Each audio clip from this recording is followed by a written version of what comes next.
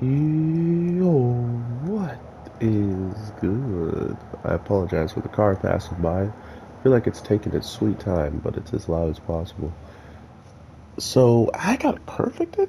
Yeah.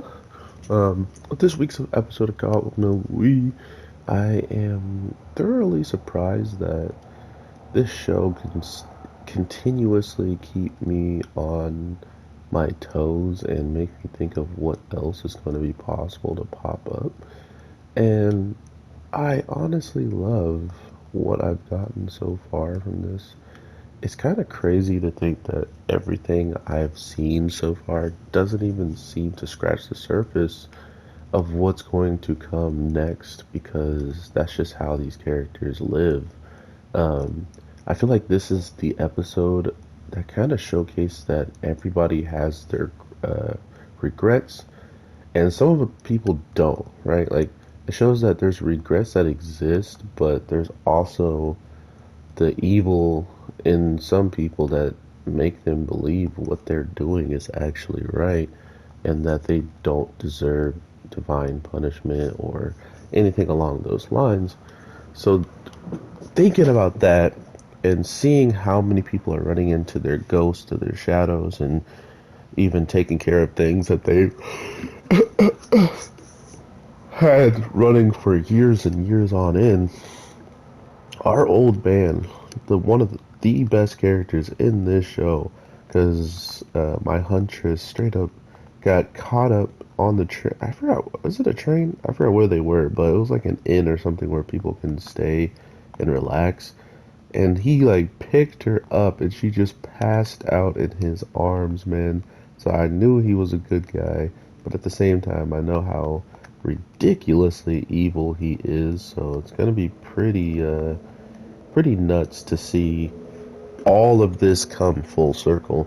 And with this old man pretty much conquering part of his past and maybe wanting some bit of this killer to be alive in some ways because you got to remember anybody who is as old as him is considered senile and considered already 1 foot in the grave, but this show is continuously proving that these senile men are the true reason why some people are losing their lives whenever they bump into them and have no absolute chance to take them out.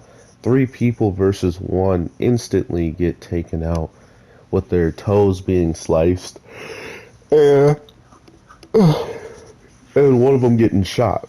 So you could say that the old man wasn't strong enough to take on the first three people, but then when you look at it, and he actually got a katana, not just the axe. He goes outside and absolutely destroys three people. Three people who, mind you, are young and youth and strong. And then he goes outside and pretty much tries to do the same thing with our old man, and he just cuts him down. Cuts him absolutely down, just like how this guy crouched down and got punched.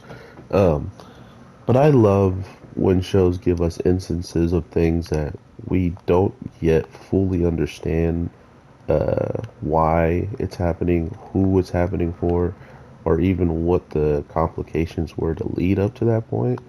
But now that I have a good clue as to just the type of person our main old man kind of could be, I would not be surprised if he turns up and winds up doing something very, very different than what he's already been doing. He feels like he has a chance to kind of come back emotionally. In the case of just if he feels like he sees someone else that's going to do something good and something kind of remotely the same thing he would do, he might switch his mind. So that would be an interesting turn of events, but I wouldn't hold my breath when it comes down to these characters. They're so random, and to think that I'm going to get to watch this show play out maybe for a whole another season. I can't wait. I honestly can't wait.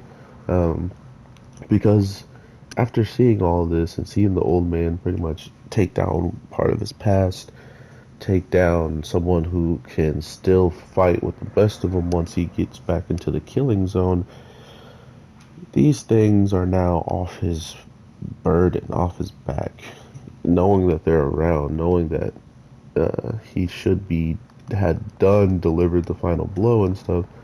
Nah, now he is in a position where he's done those things and he can continue to move forward with uh, more of that thought in mind of just, okay, I'm done with that and I need to get this gold. I need to be the person I set out to be this whole entire time, because if I don't, I'm gonna wind up, just like that old man, not being able to see and maybe dying by the hands of so many people in line waiting to come and kill me. So, very, very interesting overall, and I definitely hope you guys are enjoying some Golden Kamuy. Uh, I haven't really decided what I'm gonna just continuously play PlayStation 5 games. I still think it's like the rudest thing to do to people is like spoil them and stuff. That's why when I play Spider-Man, I'm not even doing any of the main scenarios. You won't know any of the main missions and how things turn out because I'm choosing not to do that. I can show you the game and all the graphics, but there's games out there that just have straight story bits. And I was gonna do Godfall, but it feels like a lot of story things. And I was gonna do Demon Souls, but Demon Souls is something of, if you haven't experienced it yourself and you watch someone else do it, you have a good idea what you're gonna be coming around the corner. So I do apologize if you guys want to only see new gen games. Let me know in the comments, or if you're a person that's lasted this long, please drop a like so you can help out the channel's being seen, notoriety, because I am on a dark list for a lot of dislikes. But outside of that, have an awesome day, everybody, and I'll definitely talk to you in the next one. Peace. Oh yeah, but what I was saying is, drop a like. No, sorry. Drop a comment if you want new PlayStation 5 games and you don't care about spoilers.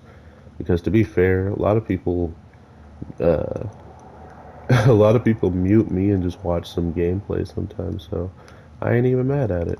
Take care. Peace.